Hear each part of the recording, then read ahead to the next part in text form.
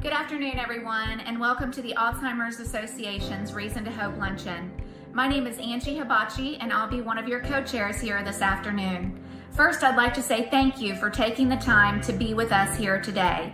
While I know it's not the live in-person event that we all originally intended, I'm proud to say that with loads of effort from Alexis Eaton, Richard Elbin, my co-chair Craig Parks, and countless others working behind the scenes, everyone has done a tremendous job of adapting to make today our very own virtual reality. While we talk about adapting and support, I think it's important to say that the world we've been thrust into over the past 3 months is proof that the world of Alzheimer's needs our help now more than ever. The needs of our Alzheimer's patients, their caregivers, as well as our researchers fighting to find a cure for Alzheimer's is a never-ending cycle. One that quite honestly couldn't afford social distancing, much less a lockdown. But seeing how the Alzheimer's Association and its vast community of helpers stepped in right from the start and adapted to its new set of circumstances really reinforces my strong commitment to this organization. And quite honestly, is yet another example as to why this event so adequately bears the name Reason to Hope. As you journey through our virtual world today, it is mine and Craig's hope that you too will feel inspired to join us in our fight against Alzheimer's. That you'll not just see Alzheimer's as a disease that is here and now and joining in the fight as a fight in the here and now, but also as an investment in our future, an investment in our kids' futures, and an investment in our grandchildren's futures. Because if we're all honest with ourselves, an investment in Alzheimer's is an investment in all of our futures. As I pass you through the galaxy on to meet your next speaker, I'd first like to take a moment to extend a few long overdue thank yous. First, to my co-chair Craig. It's been an honor getting to work with and know you. Craig, I can't think of anybody else I would have rather been on this roller coaster ride with. We have definitely been thrown a few curveballs, but your poise and your diligence and really seeing this thing through with me is greatly appreciated. And on behalf of myself, Craig, and the Alzheimer's Association, we would all like to thank our table hosts for all their hard work in inviting, uninviting, and re-inviting our guests here today. And most importantly, we'd like to thank our sponsors, our gold sponsors, Mike and Kathy Eastman, as well as our silver sponsors, Craig and Kristen Parks and Wildfire Energy. It is your overwhelming generosity and support so early on that really has kept our spirits up and gotten us to where we are today. And lastly, to each and every one of you that's logged on here this afternoon, I extend my heartfelt gratitude to you and can't thank you enough, and a million thank yous. And I hope that sooner than later we can all join hands and take this journey of hope together to end the fight against Alzheimer's. But in the meantime, let's end the fight against Alzheimer's virtually, and I hope you will enjoy. Thank you.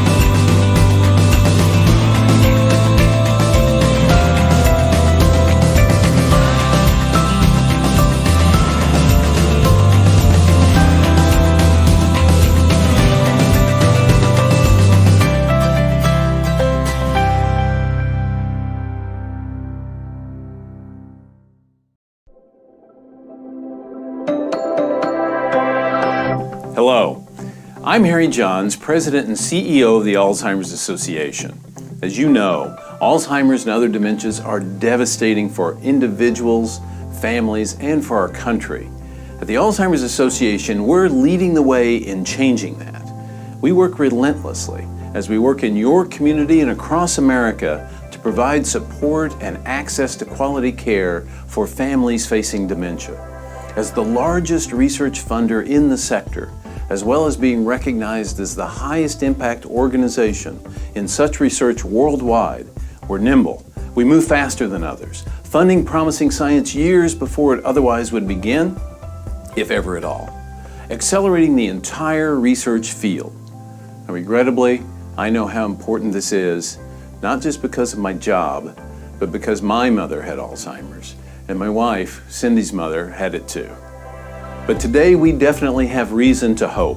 We help more people with support than ever before, and we're poised to achieve even more until we convert what is now the fastest research progress we have ever had into effective treatments and prevention. But we do need your help. Your gift today will fund those research advances and ensure crucial support when people need it most, until the day we don't need to provide that support anymore at all. You can make a difference in so many lives, today and tomorrow. You can help us make our vision of a world without Alzheimer's a reality, and sooner rather than later. Thank you so much.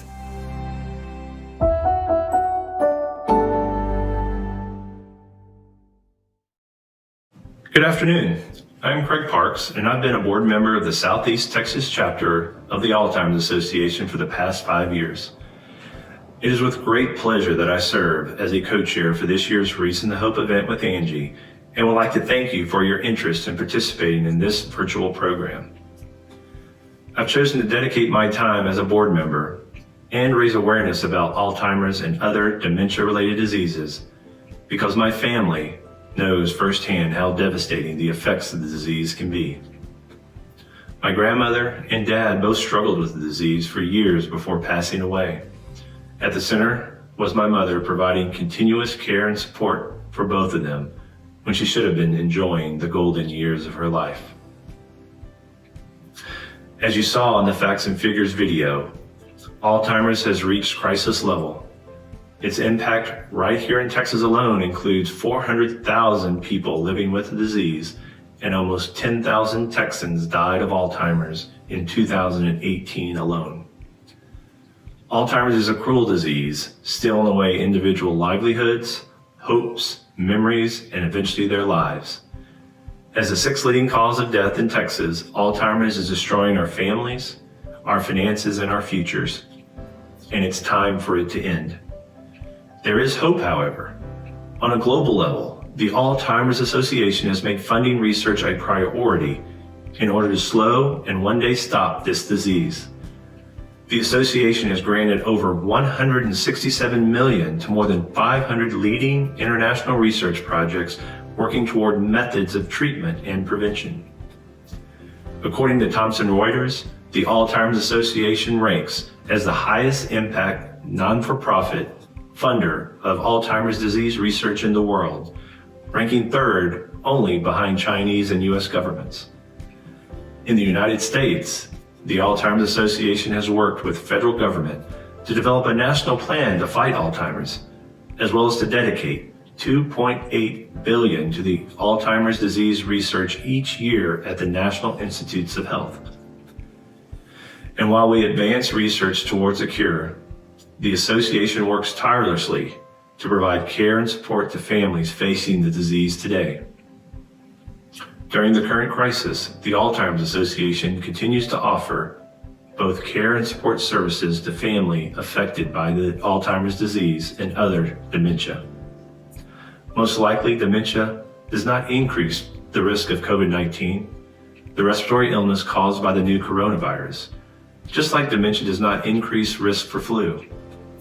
However, dementia-related behaviors, increased age, and common health conditions that often accompany dementia may increase risk. Caregivers also have a new additional level of challenges. For example, people with Alzheimer's disease and all other dementia may forget to wash their hands or take other precautions to prevent illness. In addition, diseases like COVID-19 and the flu may worsen cognitive impairment due to dementia. Family caregivers are isolated and under increased stress whether their loved ones with dementia is living at home or at a care facility. Some professional caregivers are canceling visits, and some unpaid caregivers are not equipped for full-time caregiving. In some communities, people with dementia who need to visit the doctor or emergency department are being turned away or admitted alone without their primary care partner. The Alzheimer's Association has taken a number of extraordinary steps to maintain our programming at pre-pandemic levels and offer new activities in response to emerging needs. Caregivers need the services of the association now more than ever, and we need your support to make these services available. Services like the 24/7 helpline. In a span of only 72 hours, we enabled our entire 24/7 helpline staff to work remotely without interrupting service. Services like virtual education programs. Our first virtual education program was presented in mid-March for the Harris County Sheriff's Department. Sheriff Ed Gonzalez serves on the association's board with me, and he values the association's training for law enforcement officers as they are called to look for individuals with dementia who may have wandered from home and become lost. The first Saturday of the month, we hold Virtual Day of Learning with over 8 hours of programming for caregivers for free. In May alone, almost 5,000 caregivers viewed this video stream. Support group for caregivers have moved virtual, with Zoom meetings and conference calls since early March to keep people safe yet connected. Our chapter's care consultants go live weekly on Facebook to answer questions from families during their Coffee with Consultants. And master level social workers are available through the 24/7 helpline. The phone number is 1-800-272-3900. Oftentimes, the only time a caregiver has the call is in the middle of the night, and we are there for them. 1 in 3 families are affected by Alzheimer's like mine was, and while we have a reason to hope that a promising research will change that in our lifetime, we are here to serve until that day. Now it is my great pleasure to introduce Dr. Melissa Yu, who is leading one of these high-impact, promising research studies right here in Houston. The study is called the U.S. Pointer Study, our nation's first large-scale clinical trial designed to evaluate whether lifestyle changes can protect cognitive function in people at a risk of developing dementia. Dr. Melissa Yu is an associate professor of neurology at the Baylor College of Medicine, and she is also an associate medical director at Baylor Clinic Alzheimer's Disease and Memory Disorder Center. She received her MD from Mount Sinai School of Medicine of New York University and then did her internship in internal medicine at St. Luke's Roosevelt Hospital Center in New York and a residency in neurology at Baylor. Dr. Yu will be interviewed today by Anna Catalano, who is a member of the National Board of Directors for the Alzheimer's Association, and she also serves on boards for many major corporations. Thank you, Dr. Yu and Anna, for participating in this event, and we look forward to your interview.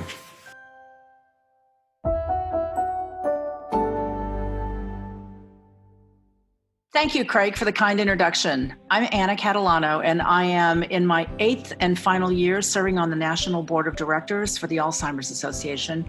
And before that, I served on the local Houston chapter board for 6 years.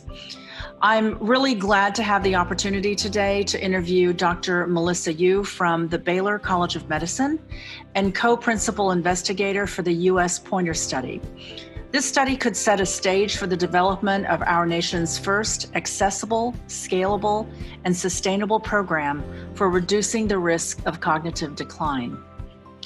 Dr. Yu, I recently read that 1/3 of all dementia cases worldwide are estimated to be preventable by addressing lifestyle factors. As a child of a mother who died of Alzheimer's and a father who suffered from stroke-related dementia in his later years, I'm really excited to learn that there may be hope that through the choices that we make in our lives, we might be able to have some control over the risk of significant cognitive decline. So let's talk about Pointer. Where did this concept originate? So the idea of a lifestyle intervention for prevention or for delaying the onset of Alzheimer's disease or cognitive decline in general started with a study in Finland called the FINGER trial. And in that study, they took older individuals in Finland who were at risk to develop some cognitive decline and looked at a structured lifestyle intervention. So they exercised, they had group cognitive activities, they had nutritional counseling, and they were followed over time and compared to people who did not have that lifestyle intervention. And those that did tended to perform better on some neuropsychological tests over time. If we compare these people after a year, after 2 years, they are performing better on some testing than those who did not do the lifestyle intervention. And so that was really exciting because that's something that hints at maybe, there are things we can do to slow the onset or prevent the development of Alzheimer's disease. And so then and after that study was published, a lot of countries were like, well, we want to do this too. And so that's where the idea of the U.S. Pointer trial came from.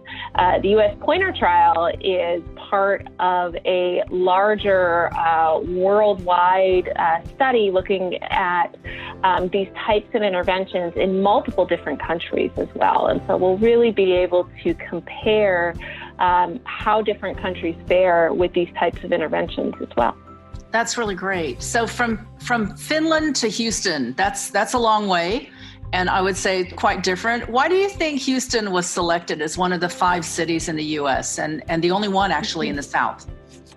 Yeah, so Houston is a fabulous city, right? So, but Houston was selected partially because of how diverse we are.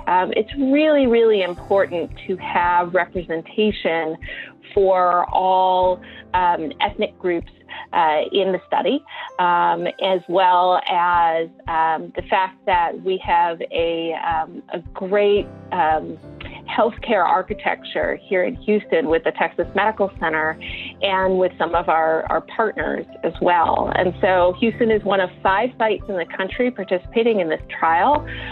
The others are in Rhode Island, North Carolina, Chicago, and California. And so we've really got all sorts of different areas of the country represented as well. And we'll see, Americans are very different than the Finnish. So we'll see how we do. Well, certainly if you want to find diversity, you don't get very much more diverse than this city. Absolutely. So the association in the past has funded a lot of grants at Baylor College of Medicine over the years. We've had a long-term relationship. And this study, I think, can represent kind of the next frontier of that relationship. Can you tell us a little bit about how the project will be done? And I believe it's in collaboration with Kelsey as a community partner, right? Yes, we're really excited to work with the Kelsey Foundation to complete this study. So Baylor will serve as basically the scientific hub of the trial. And the Pointer trial is really a series of lifestyle interventions with people in their communities. And that's where our partnership with the Kelsey Siebold Foundation really comes into play, because Kelsey is really out in all of the communities in Houston. Houston is, the greater Houston area is a very large area. And so our partnership with Kelsey, where the interventions will be delivered, will really be important in that way. We really look forward to working with them. That's great. So it's kind of a bit of a hub and spoke approach, isn't it? Where Baylor is the hub and then the spokes are Kelsey that has great reach into the city. That sounds really great. So at the end of all this, what's the preferred outcome? Is this about prevention? Is it about delayed onset, longer quality of life? What is it you're hoping to learn from this? I think all of the above. I think, we would love to be able to find something that prevents Alzheimer's disease. But even if we are able to delay onset, to keep people living healthier, longer, and maintaining their independence longer, not only will that improve that patient's life, their quality of life, but it will also, it'll decrease the strain on the healthcare system. It will keep people, out of, or keep people home and, independent for longer, and in a productive, satisfying way. I think we're really, excited about those types of opportunities, and hopefully having a good effect. Yep, that's really great.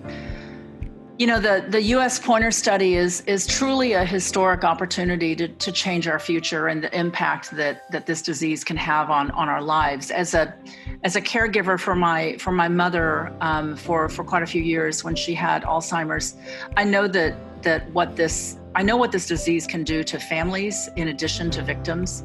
And then when you think about the impact that it has on workplaces and companies where people work, it's just huge. And the cost, we know, is exorbitant in this country in terms of the costs that are driven up. So if lifestyle changes have helped drive down death rates from disease like heart disease and cancer and diabetes and all those that we're so familiar with, we truly hope to learn that the same kinds of things can apply to diseases that bring cognitive decline and Alzheimer's as well. So it's really exciting that we are doing this research. It's really exciting that Houston has been chosen as a place to learn more about this. And we really, really thank you for your time today and look forward to the outcome of this real exciting study. Thank you so much. Thanks. It's been great to talk to you.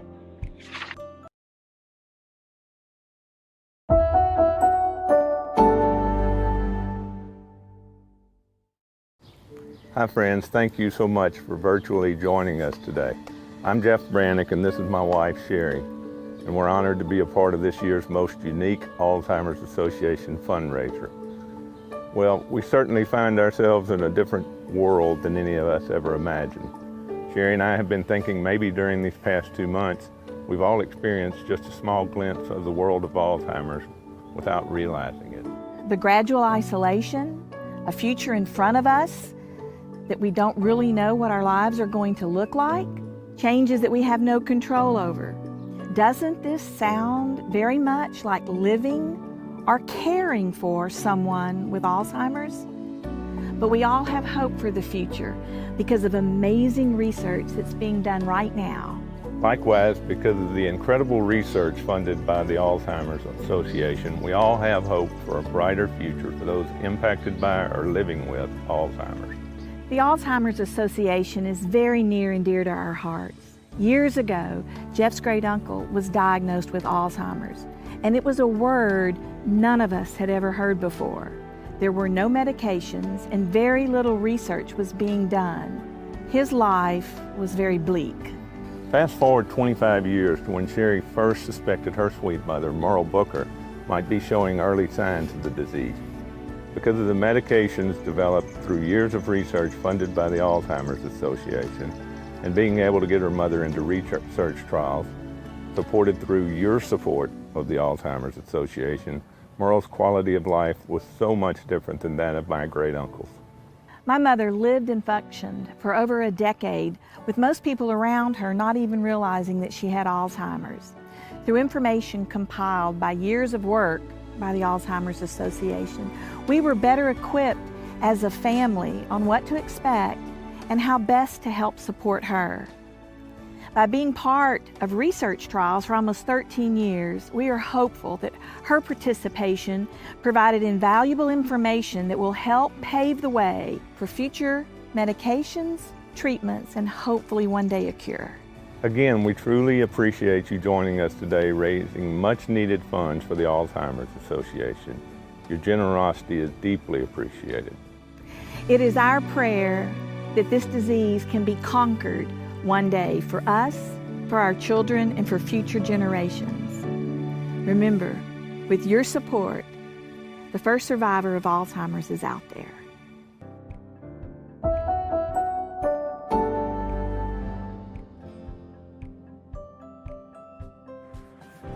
I'm happy to announce that our next speaker will be former Mayor of Houston, Bill White.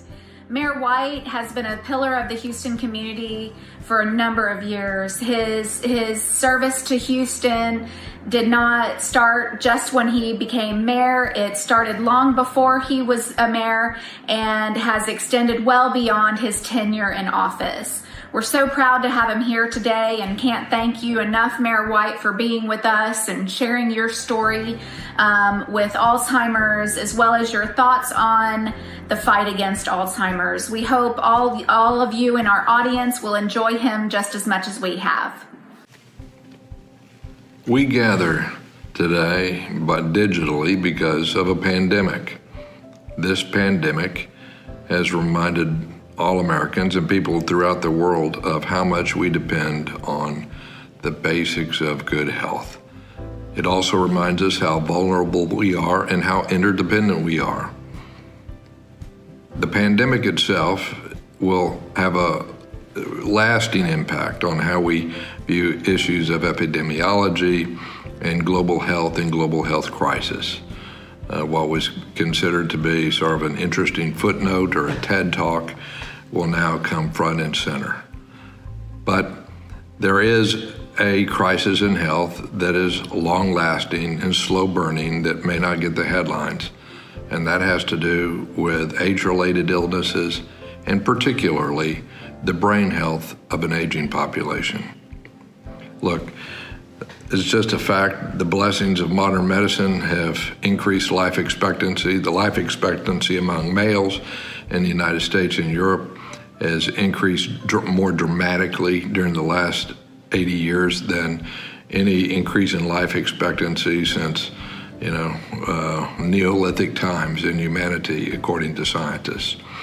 This is a blessing. It brings us loved ones closer to the families. People get to see their great-grandchildren who never would have. But it also comes with some risks, some dangers, some sadness. Scientists tell us that over 50% of the population that is 85 and older will experience some form of dementia, Alzheimer, somewhere on the spectrum of brain-related health issues. And that population is growing fast. I know that the Alzheimer's Association and those who are involved in Alzheimer's research, along as support for family members, do an important function. Apart from research, just public awareness is important.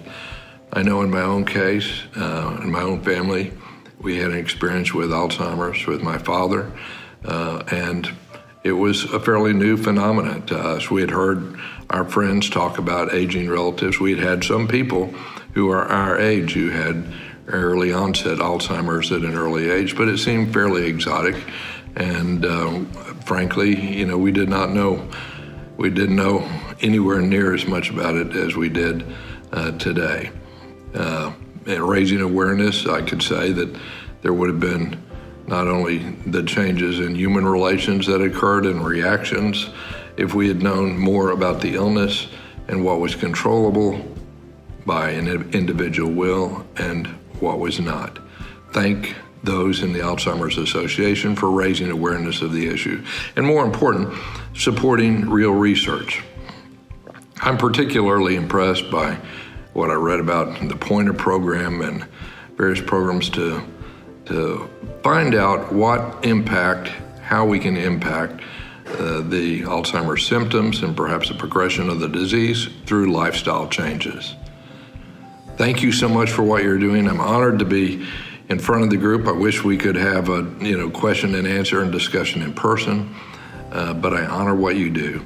And I hope that as we emerge from the pandemic, that we are able to get together sometime in person. Thank you.